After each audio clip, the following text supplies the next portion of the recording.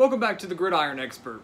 It's hard to believe that we only have 2 weeks left in the college football regular season, and unfortunately, Week 12 will be one of the less exciting weeks as many teams are playing weaker conference opponents or cupcake teams in preparation for the final week of the season. But as always, we have found our 5 biggest games of Week 12. It was a bit of a struggle this week, but we did find our 5 biggest ones, including another Group of 5 game between Cincinnati and Central Florida, where College Game Day will be going this week. So we're going to break down these 5 games, plus our Heisman Watch, share who we think is going to win and why, and get you ready for everything you need to know for Week 12 of the college football season. And we're going to start off with a big Pac-12 game against number 19 Utah at Colorado. And this is a game that many people would overlook and say this isn't that big of a deal, but Utah had a chance to clinch the Pac-12 South in this game.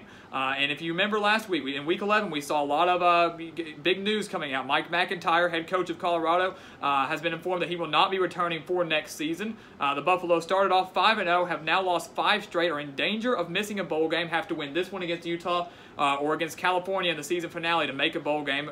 It was unbelievable that back in the beginning of the season, we thought that maybe Colorado had the chance to make the college football playoff. Not necessarily that, but potential New Year's Six bowl game or another solid bowl game, much like we saw 2 years ago, and they have just tanked since then. Mike McIntyre is out with the Buffaloes. Bobby Petrino is now out with the Louisville Cardinals.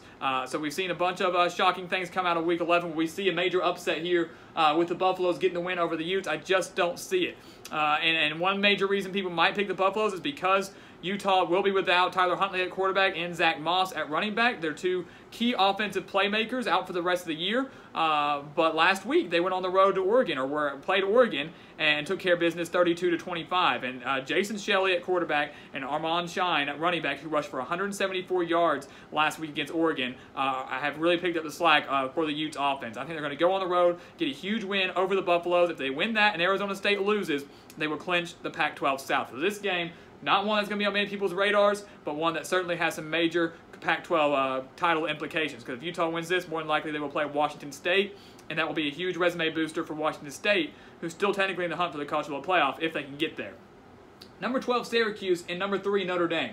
A game that was mostly overlooked at the beginning of the season, one that many people just kind of wrote off, saying Notre Dame should take care of business. This has quickly become the biggest game of Week 12, one that I am certainly looking forward to. This game going to be played at Yankee Stadium, so a very interesting venue there. Notre Dame, I think, supporting, wearing some pinstripe jerseys there, so that's going to be a lot of fun to watch. Syracuse, if they can get the win here, a huge upset win here, unfortunately out of the college football playoff race. It's just not going to happen. Not even going to make the ACC title game, but could solidify themselves in contention for a New Year's Six bowl game. I just don't think they're going to get the win over Notre Dame. This is going to probably be Notre Dame's one of their toughest tests. I know they played Michigan. I know they've played Virginia Tech, who has struggled, Florida State, who has struggled, and Stanford, who has struggled. So the teams that we thought were going to give Notre Dame the biggest test of the year have not lived up to the hype as we expected. But Syracuse, I think, is one of the toughest tests for Notre Dame. Some people are even calling for the Orange to get the upset. The FPI is giving Syracuse a 25.1% chance to win. Biggest thing here, though, Ian Book should be back at quarterback for the Fighting Irish. Brandon Wimbush did fine last week against Florida State, but Ian Book, obviously the better option. He should come back if he's fully healthy and lead the Fighting Irish to a very close win, I think, over the Orange. I'm very excited for this game. This has the opportunity to score a lot of points. Both teams. Could be a shootout here. I can't wait to see the quarterback battle between Dungy and Book there. This is going to be a sneaky good game. If Notre Dame loses this, they're out of the playoff race, and this could be an opportunity for a team like Georgia or Oklahoma or someone like there to slip into the top 4. So this game, the biggest of the week by far.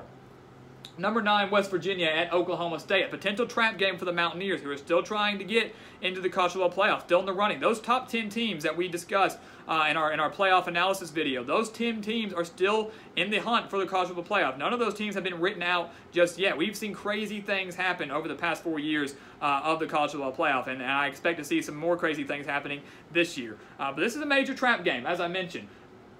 Bigger for West Virginia by far, obviously, than it is for Oklahoma State. Oklahoma State's just trying to play spoiler here, and this is no slouch game for West Virginia. Oklahoma State nearly beating Oklahoma last week. Taylor Cornelius going on the road and throwing for 501 yards, a career high.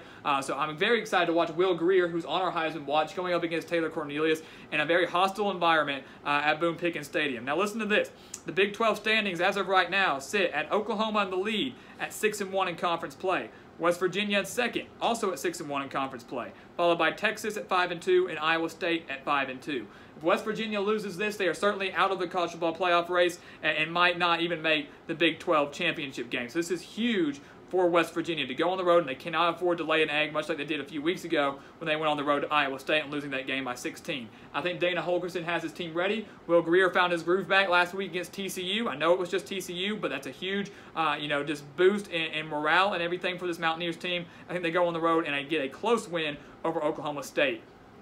Number 16, Iowa State. Number 15, Texas. Once again, I just listed those Big 12 standings. Both of these teams are still in the hunt for the Big 12 championship game. Texas sitting at 5-2. Iowa State also sitting at 5-2. The loser of this is out. They will not have a chance at making the Big 12 championship game. The winner of it's still in because Oklahoma and West Virginia still have to play in the season finale. And if Oklahoma State were to somehow beat West Virginia, the door is wide open for Iowa State and Texas to maybe make a run and try to get in there and potentially play the Sooners. Iowa State has won 5 straight games. They haven't lost since September 29th and a 3-point loss to TCU. So they are certainly on a roll, and I've been very impressed with their quarterback play in Brock Purdy.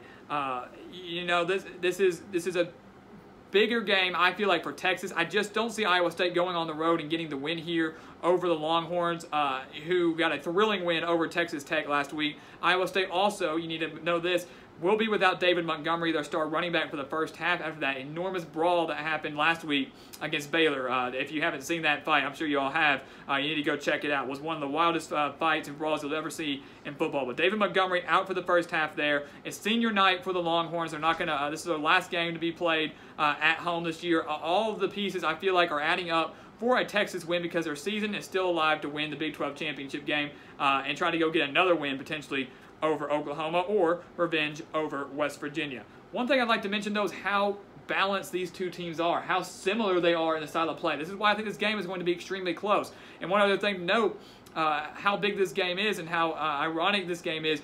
Back at the beginning of the regular season, this game has been scheduled for Longhorn Network. It's not going to be on any of the major stations because they kind of wrote this game off, didn't expect it to be big, didn't expect it to have any implications whatsoever, and it certainly will. So it's still going to be on Longhorn Network, but I'm sure many of the major stations are regretting that now.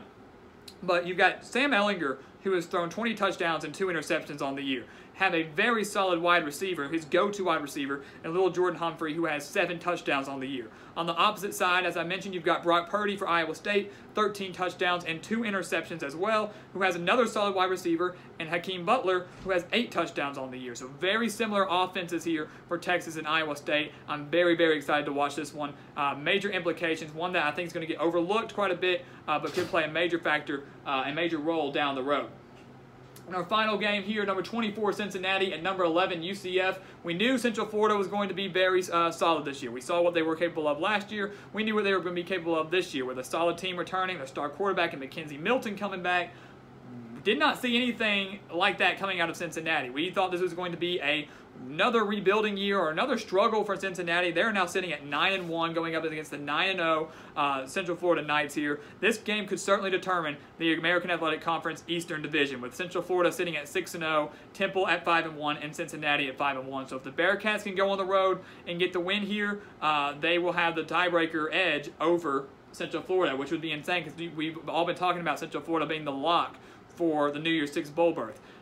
I do not think Cincinnati is going to be able to go on the road. Think of the hype and the environment that's going to be down at Central Florida. College Game Day is going there. Everybody complained about that Central Florida wasn't getting enough attention. Game Day is coming to Central Florida. It's what they wanted. It's going to be at night, so you're going to have that night environment there. They're going to be hyped. They're going to be ready to go. They know this is the biggest game of the year, a big resume booster that could get them into the top 10 depending on what happens ahead of them. I think the Knights get a solid win over Cincinnati, what's going to be their toughest test of the year by far. And if they do that, I think they have clinched themselves a spot in a New Year's Six bowl game. They still have a game against South Florida to close the year in the American Athletic Conference Championship game as well, but I think they get the win over Cincinnati. They're a lock for a New Year's Six title game. But as I mentioned before, I want to touch on this game a little bit just because even though it is a group of 5 and it's very rare to see a group of 5 game up here on the big board, it is where College Game Day is going, and they're going there for a reason. The similarities between these two squads, like as I mentioned, between Iowa State and Texas, and how balanced these two teams are.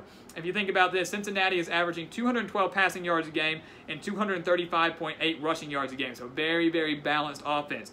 On the other end, UCF is even more balanced, 271.6 passing yards per game, 271.4 rushing yards per game.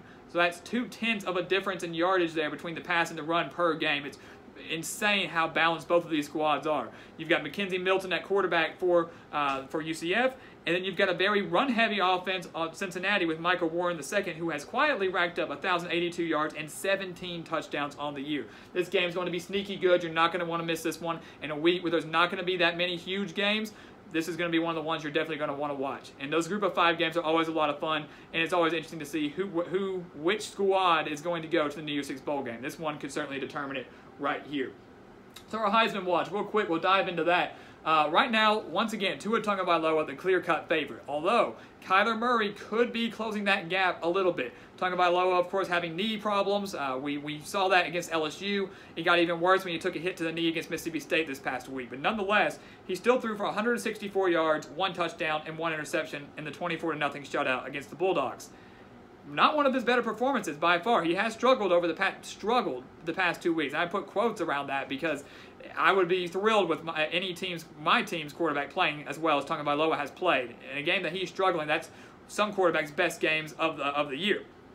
But Kyler Murray, though, against Oklahoma State, in what was an absolute shootout, had 349 passing yards, 66 rushing yards, and a touchdown. That was a 48-47 win over the Cowboys. So could Kyler Murray close the gap and maybe jump Tagovailoa? Both of those teams not having any major games this week. Alabama playing the Citadel, where Tagovailoa might not even play. And then you've got Oklahoma playing Kansas. So a huge stat pattern for Murray. But I'm sure the Heisman committee is going to look at that and say, yes, the stats are impressive, but it is still Kansas. Then you got Will Grier, who still has a chance to make the biggest moves this week because he's playing in the biggest game out of those 2 Heisman contenders on the road against a solid Oklahoma State team. Last week, he threw for 343 yards, 3 touchdowns, and 1 interception in that 47-10 win over TCU, as I mentioned. He's got the biggest chance to make a huge impact against Oklahoma State in a game that matters more than the Citadel game and the Kansas game for Alabama and Oklahoma. So these are your top 3 quarterbacks. I've gotten criticized for not throwing in Gardner Minshew or someone like that, but I just, nothing to take away from Gardner Minshew. He's been playing phenomenal. Washington State would not be where they're at right now without him, but I just don't think he should be in the Heisman race right now. These are your top 3 quarterbacks in the nation right now. Tagovailoa still owns my vote as number 1, but if he continues to struggle, maybe against Auburn or in the SEC championship game, Kyler Murray or maybe Will Grier, because both of those 2 teams, West Virginia and Oklahoma, still have to play. Those 2 quarterbacks still going to have to go at it. Could jump for that number 1 spot. It's going to be interesting. This Heisman race might be a lot closer than we were expecting just a few weeks ago. So make sure you keep your eye on that, and we'll continue to address that in future videos. So as I mentioned, Week 12, not going to be the most exciting week, but we still got the 5 biggest games here. Make sure you keep your eye on all of these because these will not only affect conference races, but could potentially affect New Year's Six Bowl berths and college football playoff berths as well. So it might not be the most exciting week, but there's still some huge games going on. And look, football is still football, and that's what we like to hear, and that's what we like to see. So as always, please go check us out on Twitter at Gridiron Expert for our spread picks and prediction changes. You're not going to want to miss any of those. And as always, here on YouTube, please continue to like, comment, and subscribe, and we will see you next time on the Gridiron Expert.